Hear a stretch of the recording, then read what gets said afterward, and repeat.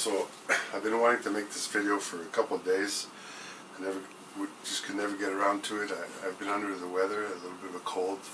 Anyway, so I decided I was scrapped. I was going to talk about the Picasso-Braque collaboration of Cubism and all that, and my workspace theory, but I've pretty much repeated myself a million times about all those things. I will get back to the Picasso-Braque thing because it's important.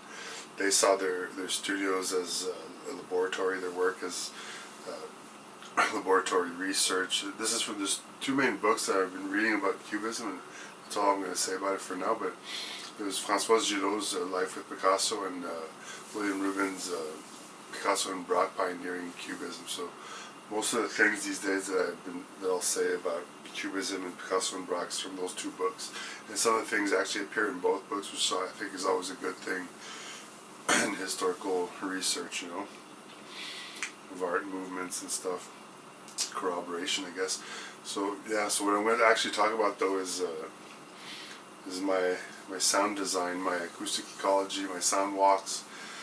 And one of the things that I don't talk enough about is my music. I've been composing music since I was very young.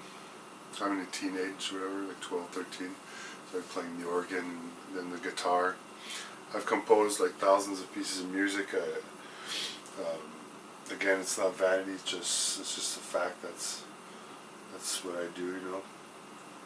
I think I probably have more talent in music and sound design than I do in painting and writing, fiction and non-fiction. But it's just it takes so much work. Like that's what I wanted to talk about: the music, the sound design. It's just like it takes that inner strength. I call it core strength. The discipline really is a physical discipline you go through, kind of like an internal arts, like in martial arts, internal martial arts. I think it's worse because it's like my ears are so sensitive. I was talking to someone, a family member today about that. Like I'm so sensitive to and so aware of like the three-dimensional space around me. Like even when I'm outside, I swear the same layers where I live. Like I can hear the whole town. Like I hear it up, and I can tell the pitch of every sound and the rhythm, and it's complex and it's dynamic and it's happening all around me. And I'm in the center of like this sphere, you know, Audiosphere. And it's because I've been doing sound design and recording music and producing music, playing music my whole life, so my ear's very finely tuned, you know. And in the space, like when you're walking somewhere, like you're outside, there's so much noise, it's a cacophony, you know. Like you'll hear sounds like a car going by, and if it's like going at a tangent, it sounds a certain way. If it happens to be coming your way, then the sound's almost aggressive because it's like it hits. It's like it hits my whole head, you know, like you're in a cartoon, your hair flipping, going backwards, like, you know, it feels like it could knock me off my feet, you know. And sometimes like a dog will be barking and it just sounds like normal, just dog barking, and sometimes like it's barking at your face, you know.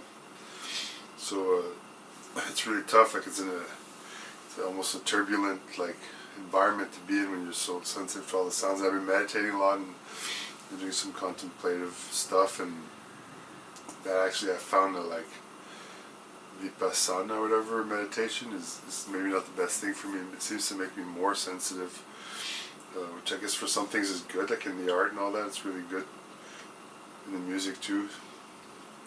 So I studied computer assisted sound design. I studied musical composition too at one point. I graduated with honors. I got 100% on almost all my courses. Teachers said things about me that were like incredible. They said I had $1 million years when I worked in the 24-track studio there. We used to work on tape, 2-inch tape, with an actual 24-track recorder, big mixing console. I spent so much time working at the console. To me, I'm always at the console. It's the mobile recording studio. My art operation, the art ops, it's art ops in the box. It's in an actual box. It's the witness box that I'm in. Like, and the Historioteque comes from the Greek words histor and teka or whatever, and one of the interpretations you could give to those words, histor would be witness and teka would be box. That's how I mean, it's maybe not, I'm not an expert in etymology, but I ran with that. Like it's the witness box, you're witnessing the sound, the three-dimensional space, and when I go for walks, I record audio, myself walking, of the birds.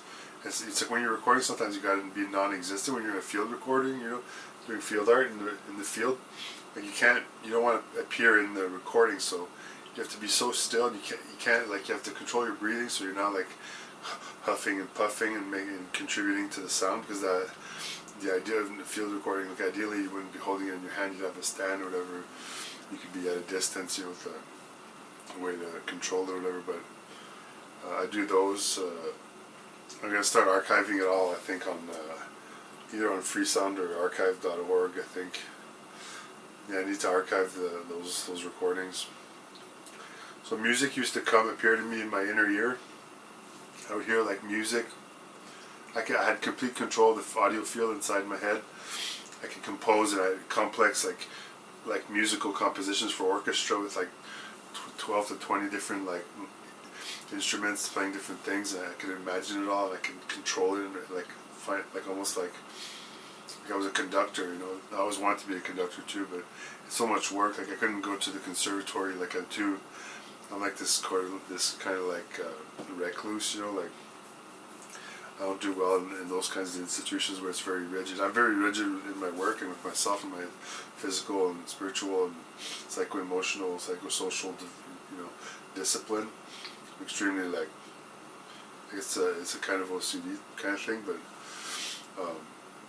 yeah. So the music used to just appear. I'd be walking, I'd hear the music, and it start to do it again. It's amazing. It's the nada yoga, like the unstruck sound deep within your space. Like when you hear that music, nothing is as good as that. There's no drug on earth that can, not even the soma from Huxley's Brave New World. Like you can't get that kind of. And it's not about the feelings, it's about the discipline. Like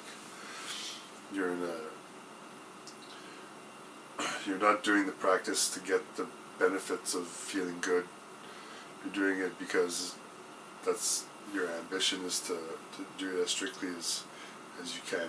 That's an internal art to me, is all about the discipline. And you get benefits, like for meditation there's certain benefits, but again, what can I say? So then, like, I had an event in my life that was pretty tragic, and I was a victim of violence, and I lost the ability to write music. I used to also hear poetry, like a line of poetry continuously, like a strip of tape going through my recording machine brain, my Turing machine. Like I would hear poetry, and I would just write. I could spend like 10 hours a day just writing all the poetry, and I would write like novels, novellas. And I lost that ability, so I still wrote, and I still wrote music and everything, but it was never the same. I don't know what else to say about that. Like lately, like I did like videos on like workspace theory and different things. I've been posting morning constitutionals. I did an evening constitutional. I'm reading a lot of stuff. I'm reading about New Modernism and Walter Benjamin. I don't know what this video is about. Like I just think that my musical, like that the whole aspect of the audio environments, like me, and the workspace is also a work stream. I know others have used that term, but like the world stream too, like the Historiosphere is the planet Earth as the history goes on simultaneously everywhere, or pseudo-simultaneously, quasi. Like that's the world stream. And I get my work stream is a smaller stream, but it has interwoven streams within it. And the idea is that the mobile recording studio is that you have your stream, your work stream, and the other person has their work stream, and you'd be able to interface and to connect directly with and almost like they were communicating together, these two ambient spaces. And I don't know, there's like some of the mechanics of it's a little bit complex, but like you want the work streams, because that's what like I think people like work. They build in public, they narrate their work and everything. They're doing all these types of things using Slack or whatever, and now they're using agentic AI to execute workflows. But like the work stream, there's live streaming, but I've never seen people doing work streaming, like, and they should. That's what I'm trying to do. Like I'm trying to just broadcast the work, the methodologies. You can see the painting of Harlequin that I've been working on. My board here looks differently. It's got my global research schema that I've been working on, a faceted taxonomy, my ALX Extensible Schema version 1.0. I did a lot of work on that aspect. The schemas are important to organize my index cards. I shuffle these, I sort them. The Refcards project is not just the act of writing on index cards, because I didn't invent anything there. It's in the whole this skill set of and rule-based manipulation of the cards and sets of cards. I've never seen anybody do that. But I guess you could do it on Trello or those sorts of Kanban boards or whatever. You could do sorting, but it's pretty primitive from what I've experienced. One thing also, the music, it's the synchrony, when you have a signal, so someone, I believe we have a signal, called the anthem, psychology of sound, when you meet someone, the signals communicate, it's additive, additive synthesis, not synthesis, but what do you call it, superposition, and the ones that, if someone's got a slower but a higher amplitude, or it's possible for sync to happen where many other signals will sync to the one that's slower in a way, lower frequency, but that sometimes their amplitude can be higher, but it's a constant negotiation, I find that when I slow down, that's why I take at 5:30 in the morning, I take my morning constitutional, I go for my walk in the park, in the cemetery, on the bike path, I meditate, I pray.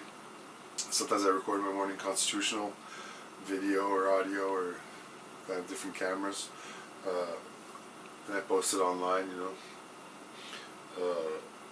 what was I saying about that though? I don't know. My process is to do continuous review of what I'm doing, so that I end up repeating myself a lot, but the redundancy is part of the system, it's a feature, because it's to avoid collapse of the archive or whatever, you write on different notebooks, different index cards, different locations within the studio, different computer stations, terminals, and so there's redundancy, but it ends up being useful, because someone's not going to sit and watch 400 videos in one sitting anyways, right? So they're going to catch little glimpses, and if I just repeat myself a little bit, when I'm in my reviews, because in the continuously reviewing, I wake up in the morning and go outside, I sit, I drink my coffee, sometimes I have a cigarette, I'm trying to quit there, but I'll review in my mind what did I do yesterday, the day before yesterday. It's Rememberation, so one of the greatest things you could do to improve your memory is to rememberate, because then I can remember May 8th and May 2nd and May 1st and April 28th, and I opened up around April 28th I started went on to a binge of research and production, art production, and then it created a kind of manic, hypomanic month of crazy work. But now so I wrote an official release of the Historioteque, which I treat as a sculptural software.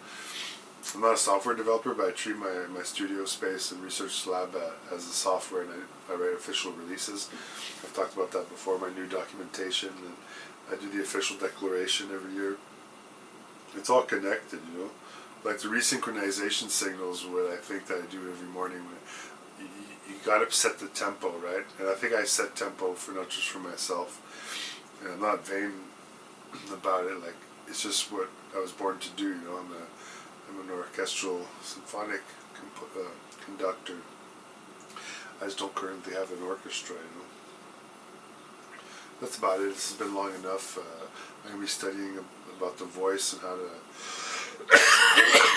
improve my voice, because with all the smoking and stuff, I screwed up I'm getting back into shape, into the physical discipline, the internal arts. Thanks for listening.